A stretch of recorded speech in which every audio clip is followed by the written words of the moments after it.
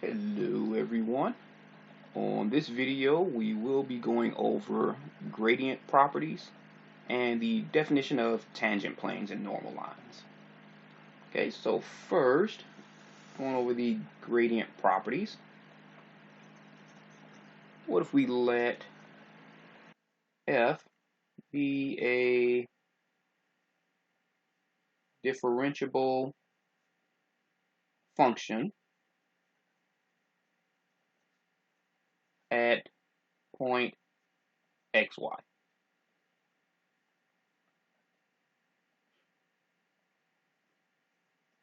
Okay, so one, if the gradient of f of xy is equal to a zero vector,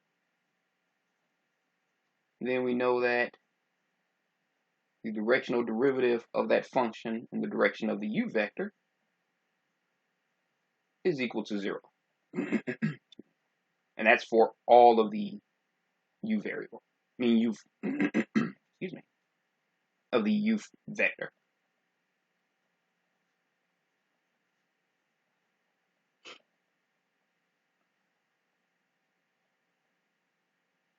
Okay. Now, second, the direction of maximum increase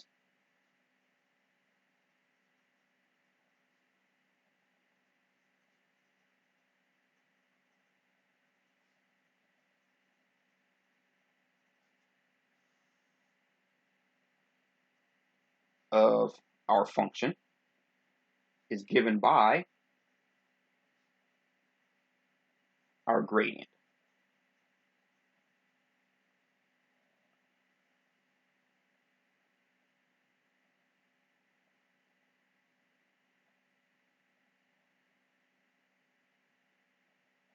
Okay. Now, the maximum value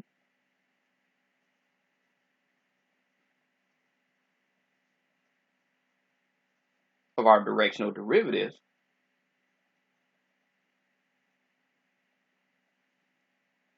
is the magnitude of our gradient.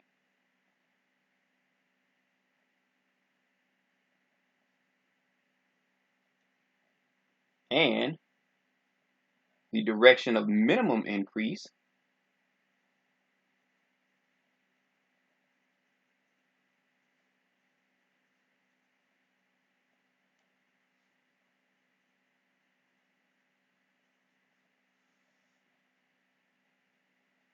of our function f is given by the negative of gradient.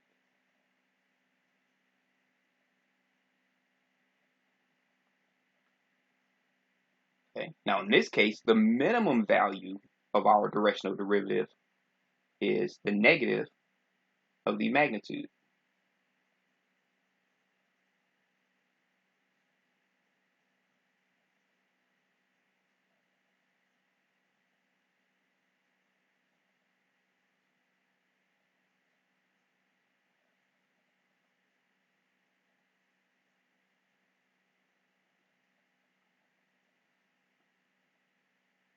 Okay. So if you're thinking, okay, what exactly is the direction of maximum increase? Let's do a quick example. So if we have our 3 dimensions, our x, our y, and our z. Okay, so let's say you have some 3-dimensional space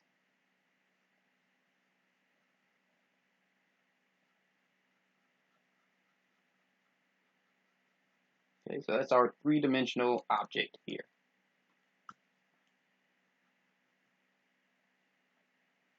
And let's say this is our point xy, f of xy. Now when you're at that point, let's say this is the direction where the value increases the most. Now it doesn't have to be this way. It could increase the most this way, or it could increase the most this way, or increase the most this way. It doesn't matter. Okay, so if you have some point where it would increase the most here, or decrease the most there, depending on what you're looking for, that could be the direction of maximum increase.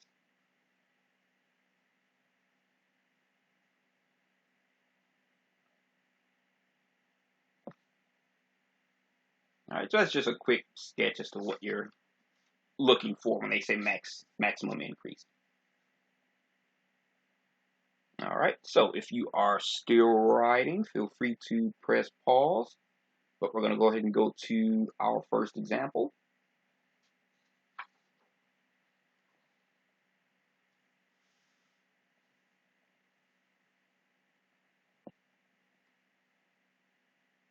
All right, so let's say, for example, you want to find the gradient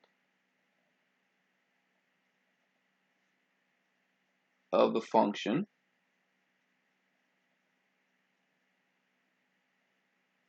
f of x equals the square root of f of x, y, z. Sorry, let me clean f of x, y, z equals x squared plus y squared plus z squared. And you want to find the max value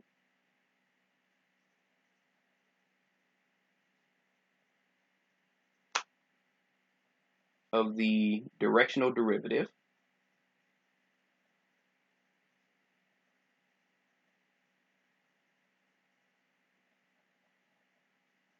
at the point 1, 4, 2.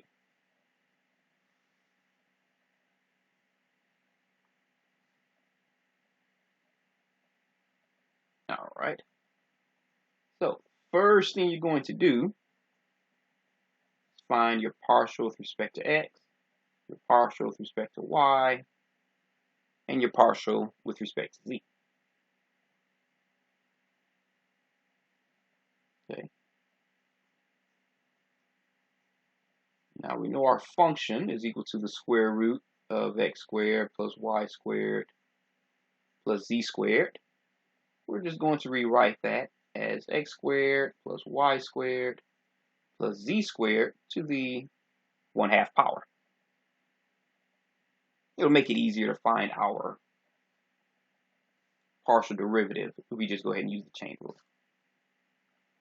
Okay, so our partial with respect to x is equal to, bring that 1/2 down, so it's 1/2 x squared plus y squared plus z squared to the negative 1/2 times the derivative. What's inside, well, with respect to x, is just going to be times 2x. Okay, so the 2 and the 1/2 cancel each other out, so you end up with x over the square root of x squared plus y squared plus z squared.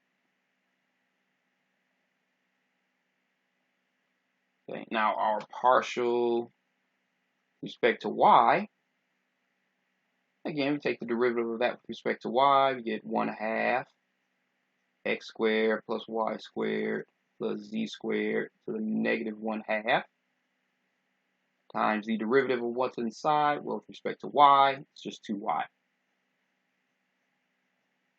2 and the 1/2 cancels out again, so we end up with y over the square root of x squared plus y squared plus z squared.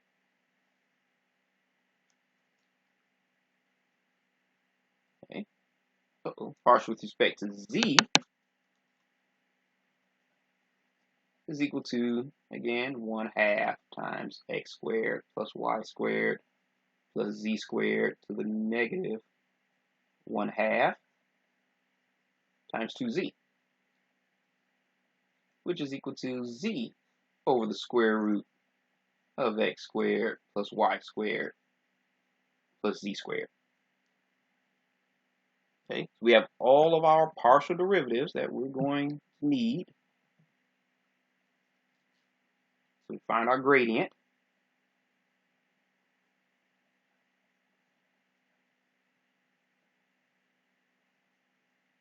Remember, that's your partial with respect to x times your I vector plus your partial with respect to y times your j vector plus your partial with respect to z times your k vector.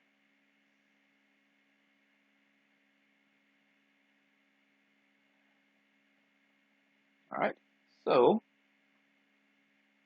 our gradient is equal to, if you notice, you have x over square root of x squared y squared z squared plus y over the square root of x squared y squared z squared plus z over the x squared y squared z squared square root. So we're just going to factor out that denominator. So we have 1 over the square root of x squared plus y squared plus z squared times x times your I vector plus y times your j vector plus z times your k vector.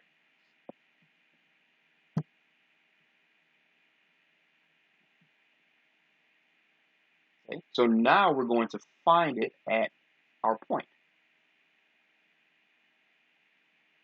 So that means the gradient at our point 1, 4, 2 is equal to 1 over the square root of 1 squared plus 4 squared plus 2 squared times 1 times I plus 4 times j plus 2 times k.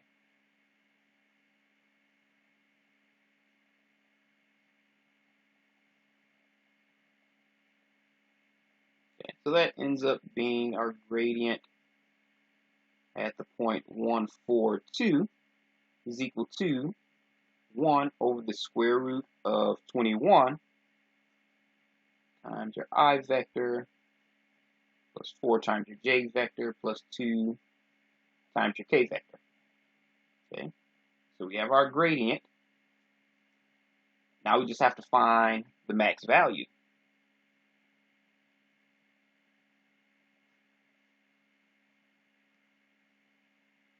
Now we know the max value is equal to the magnitude of the gradient.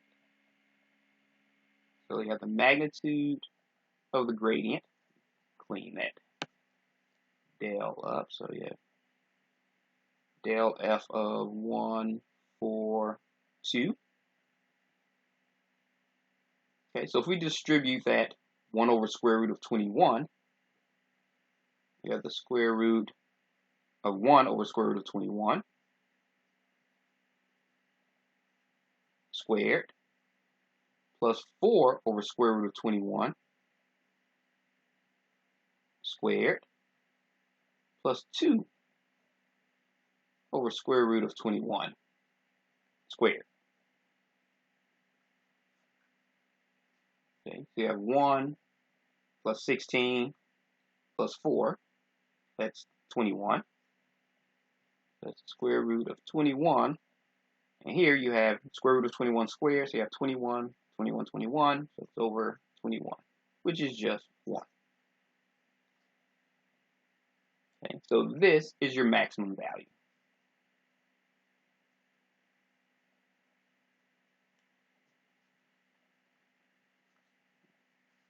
All right.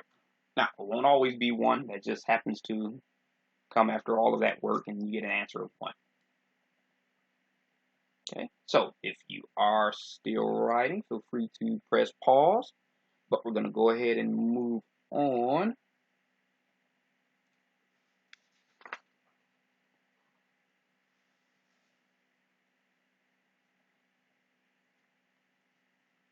to another property of a gradient, where a gradient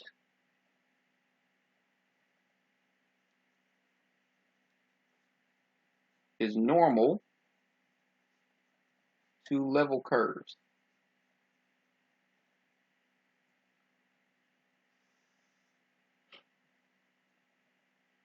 Okay. So to kind of give you an idea of what a level curve is, what if you imagine a side view of a cluster of mountains?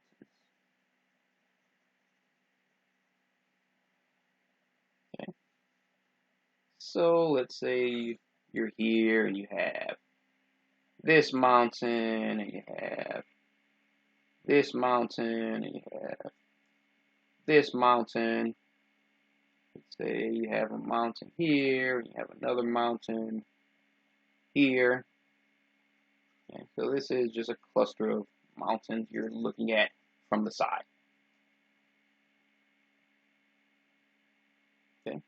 Now think about how that would look if you were looking at it from above.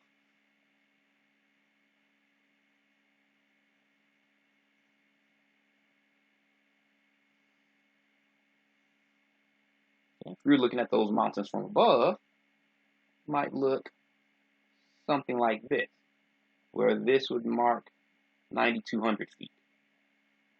And you may look in here where this may mark 9,700 feet. And this mountain here, let's say that's 7,775 feet. And this mountain behind it, let's say that's 7,790 feet.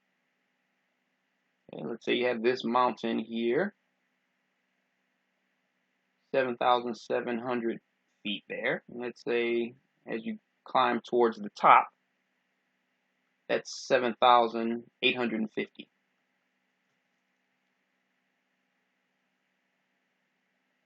Now, let me clean that 7,850 up a little bit. 7,850. Okay, so let's say this mountain here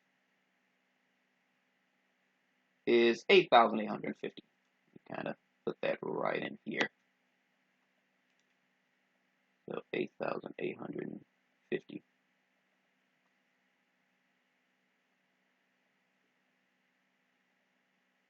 Okay, so all of these is how the mountain would sort of look from above. You won't see the height of each individual point like you would here. You would see kind of how each section, let's say this could be 9,200 feet, this could be 9,700 feet, it would all vary. So this is how we look from the top, and those will let you know that, okay, this is where it looks at 9,700 feet from the top. You may have another one in the middle that may go 9,900 feet. So it all depends on which mountains you're looking at. Okay, so for those individual level curves, when you find the gradient, you will find that it will be normal at those level curves. Okay, so if f is differentiable at x0, y0, and the gradient at that point does not equal a zero vector, then we know that the gradient at that point is normal to the level curve.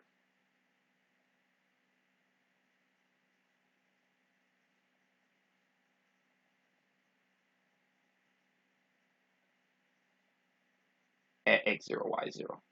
Move that up a little bit.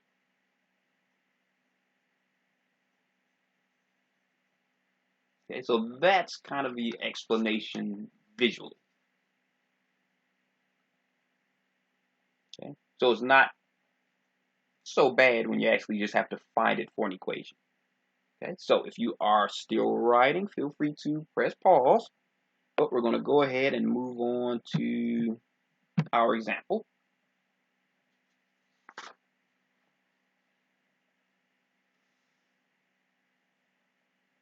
All right, so let's say, for example, we want to use the gradient to find a unit normal vector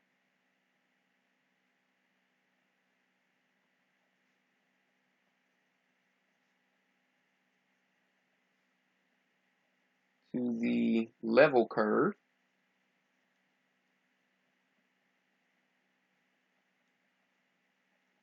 (9x squared plus 4y squared equals 40)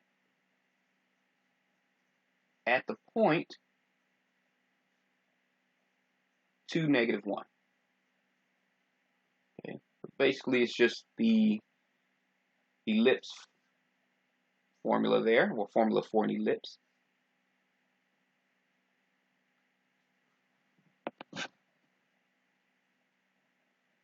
Okay, so first thing you want to do is find our partial with respect to x and our partial with respect to y.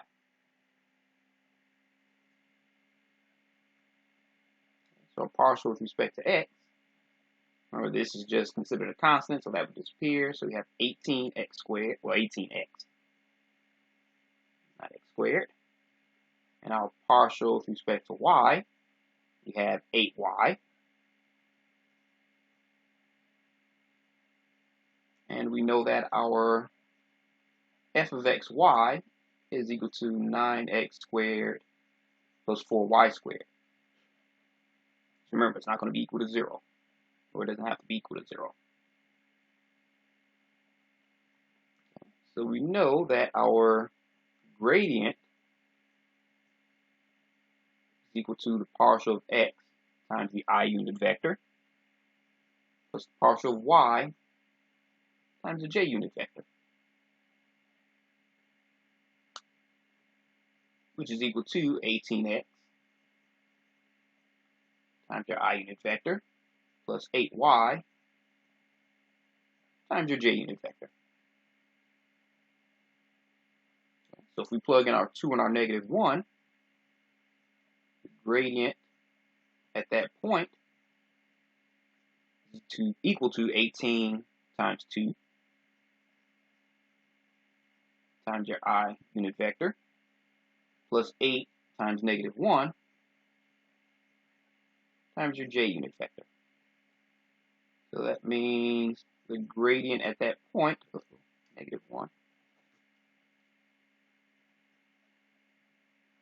is equal to 36 times your I unit vector minus 8 times your j unit vector. Okay, so now we have to find our unit normal vector.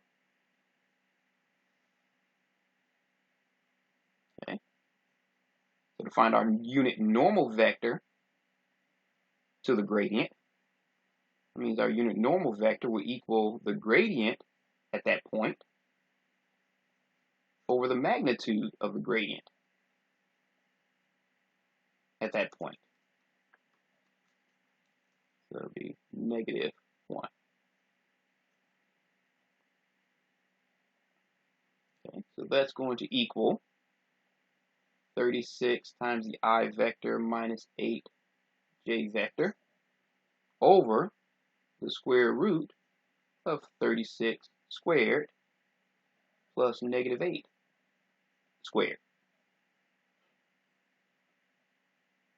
Okay, so that will equal 36I minus 8j vector over the square root of 1,360.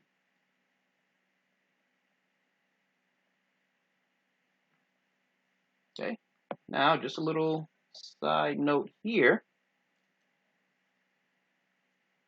The square root of 1,360 is equal to the square root of 16 times 85. Go ahead and separate those. Square root of 16 times square root of 85 So we get 4 square root of 85. Shorten that up a little. Okay, so we can actually factor a 4 out of both of those. So you have 4 times 9i minus 2j vector over 4 square root of 85. Just still our unit vector.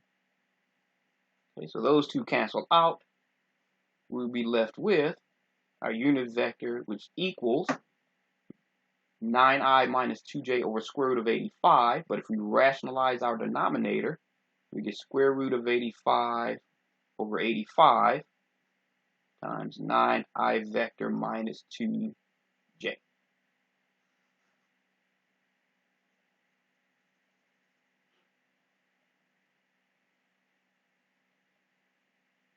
Okay, so if we wanted to just have a quick sketch of how this would look,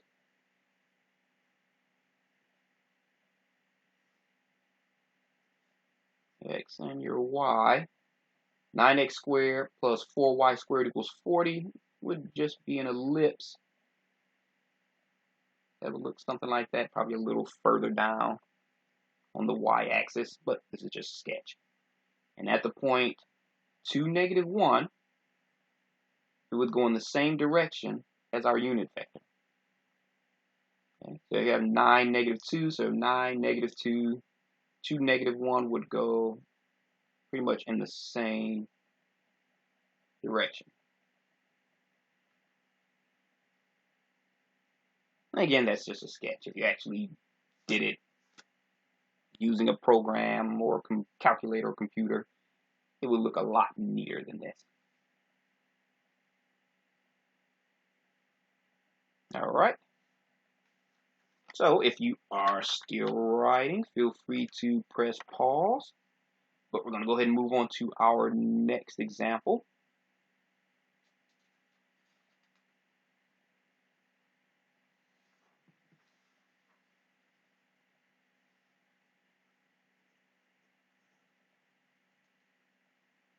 Okay, so what if we just want to find the normal vector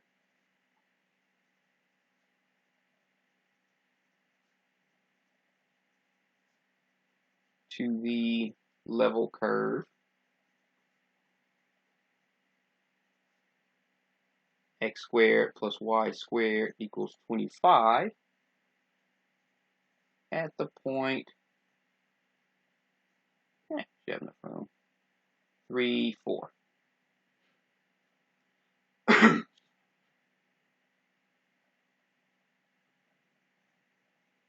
Okay, so just like before, you know our f of x, y is equal to x squared plus y squared. Our partial with respect to x is equal to 2x. And our partial with respect to y is 2y.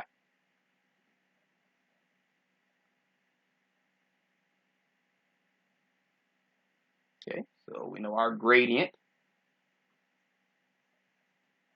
is equal to partial of x times your I vector plus partial of y times your j vector. So you have 2x times your I vector plus 2y times your j vector.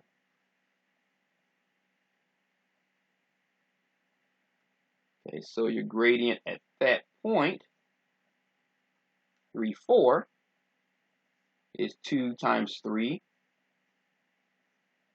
times your I vector plus 2 times 4 times your j vector. So your gradient at that point is 6i plus 8j.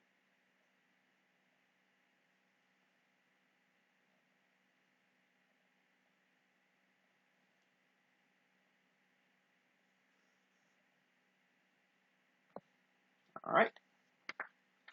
So once again, as soon as you plug in your formula, it's pretty straightforward. Just takes a little practice. Okay, so if you are still writing, feel free to press pause. but we're going to move on to our tangent planes.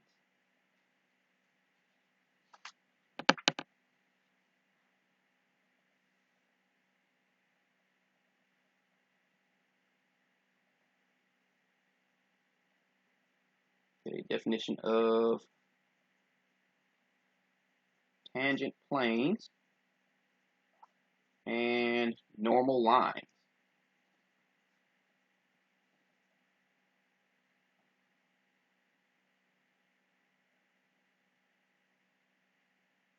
All right. So what if we let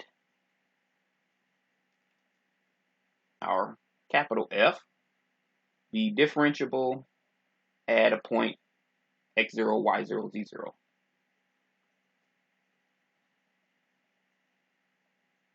Differentiable at our point x0, y0, z0. Okay, so on that surface,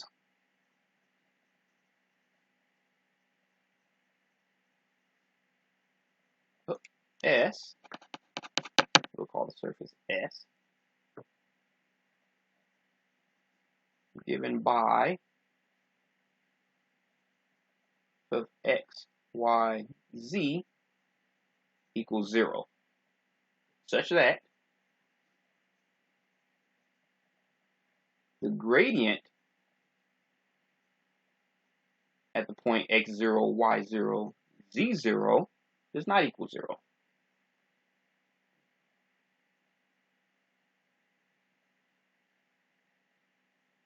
Where the gradient of our uppercase F just represents a vector in space.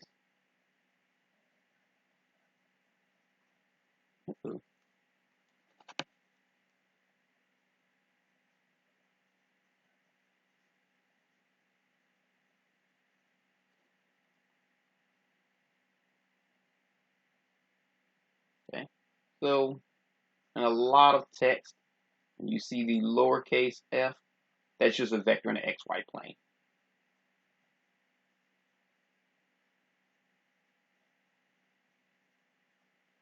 Okay, it means almost the exact same thing, just one's two-dimensional, one's three-dimensional.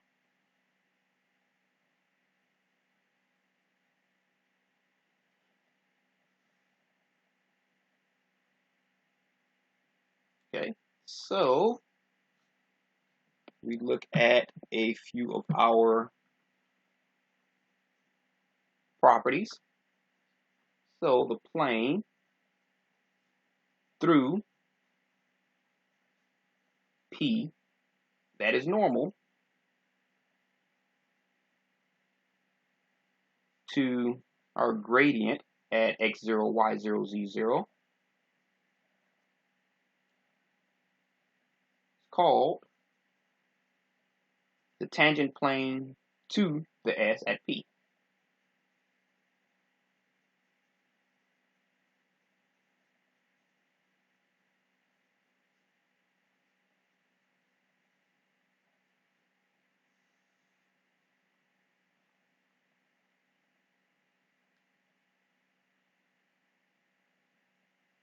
Okay, now, second property, the line through P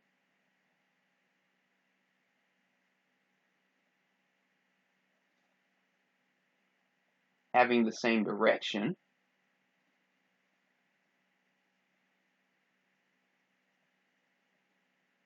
of our gradient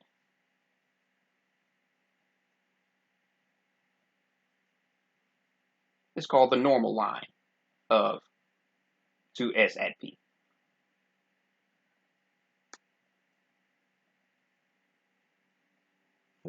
Is the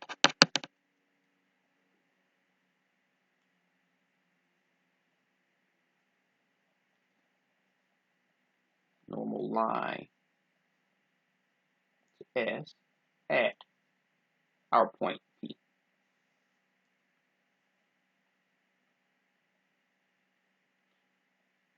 Through, for this one, through doesn't really, probably more precise. It's the normal line to S. Through makes it seem like it goes through the actual surface, which it does not. So 2s at p is probably a little more correct there. There we go.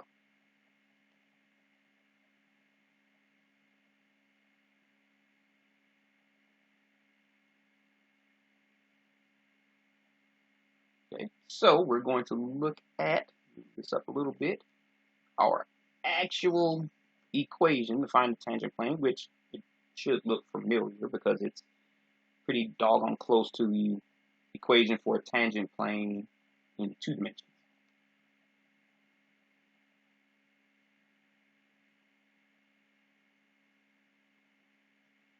Equation of a tangent plane.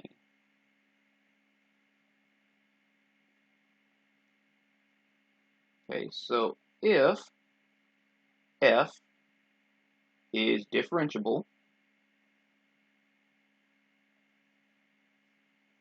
at our point x0, y0, z0,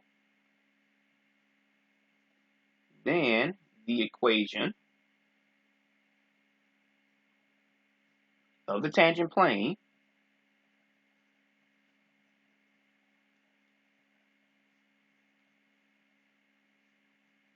to the surface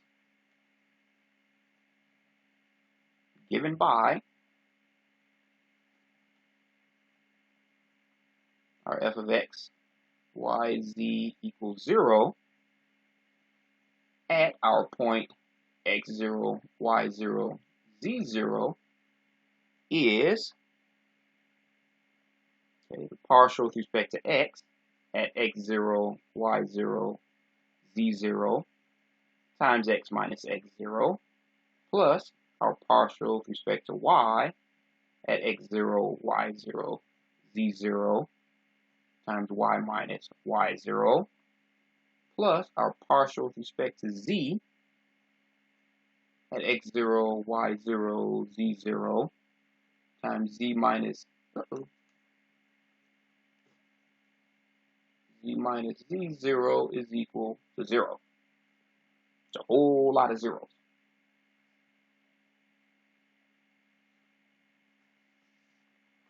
All right.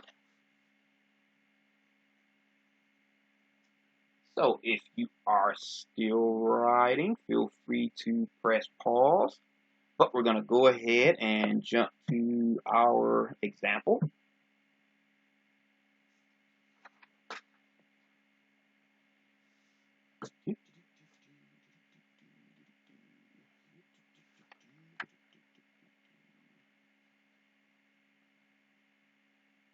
All right, so for example, what if we want to find an equation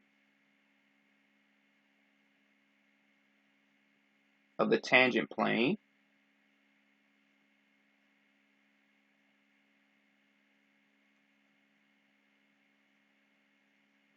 and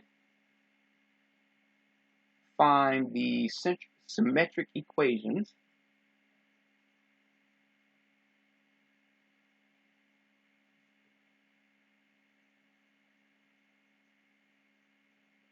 to the normal line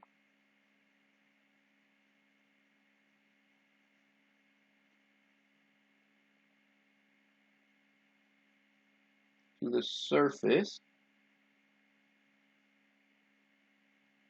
of x squared plus y squared plus z, not z squared, just z, equals 9 at the point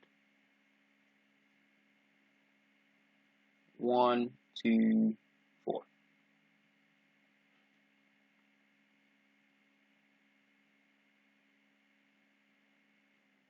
Okay.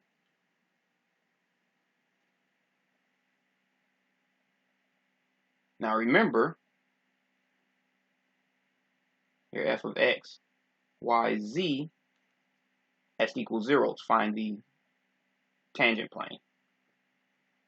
That means your f of x, y, z is equal to x squared plus y squared plus z minus 9. So if we subtract 9 from both sides, that would equal 0.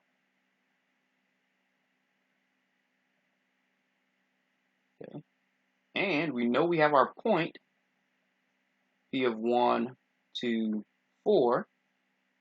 That's your x0, y0, and your z0. Okay. So just like before, we have to find our partial with respect to x, y, and z. Okay. So our partial with respect to x is equal to, you have 2x, everything else would be considered a constant, so they would disappear, so that would be 2x. So that means our partial with respect to x at 1, 2, 4, let me kind of separate that a little bit, is equal to 2. You don't have, remember this is your x0, y0, and z0, your x, y, and z. You only have an x, so you only plug in 1. 2 times 1, which is 2. Okay. Now your partial with respect to y is 2y. Your partial with respect to y at 1, 2, 4. This is your x, this is your y. You only have a y to replace, so it's 2 times 2, which is 4. And your partial with respect to z is just 1. So there are no variables at all there. So at the point 1, 2, 4, it's still just going to be 1.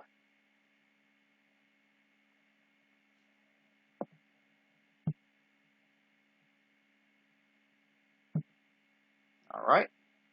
So now that we have our first derivatives, we just need our tangent plane.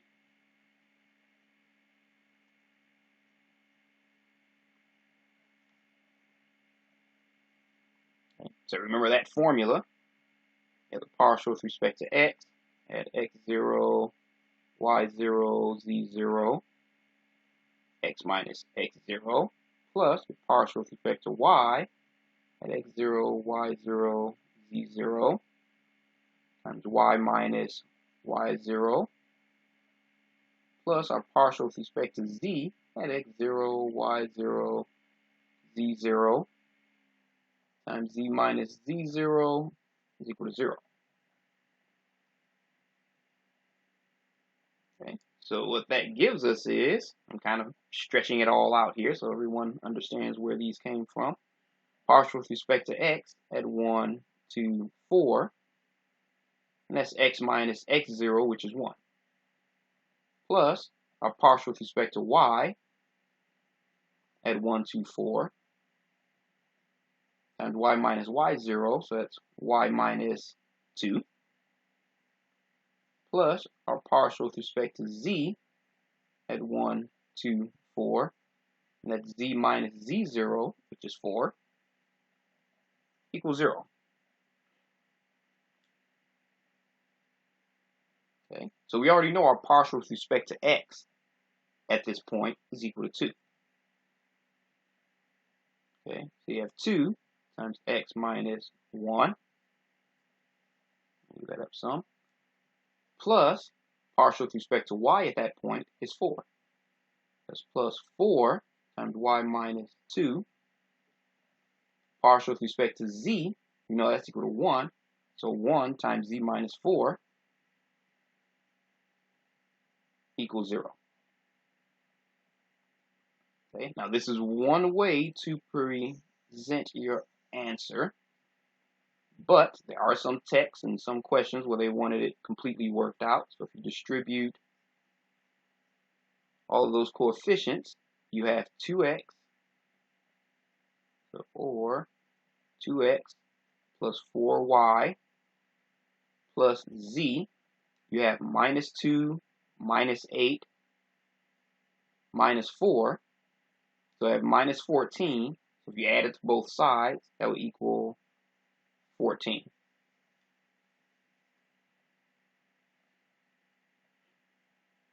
Okay. So now we just have to find the normal line. All right, move that up a little bit. Kind of separate this.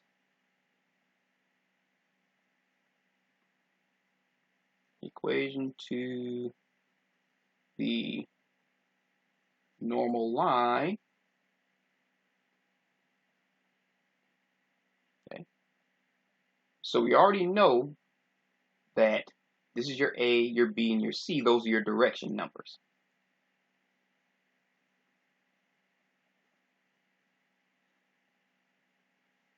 Okay. So that's 2, 4, and 1. Okay. Remember, that's your A, your B, and your C. Okay. So the equation of a line, remember that's x minus x0 over A equals x minus x0 over B equals y minus y0 equals z minus z0 over C. There we go. Okay, so if we plug everything in, x minus x0, so that's x minus, our x0 is 1, we have x minus 1 over 2 equals, clean up that 2 a little bit, equals y minus y0, so that's y minus 2 over b over 4, so y minus 2 over 4, z minus z0, so z minus 4 over c, which is 1.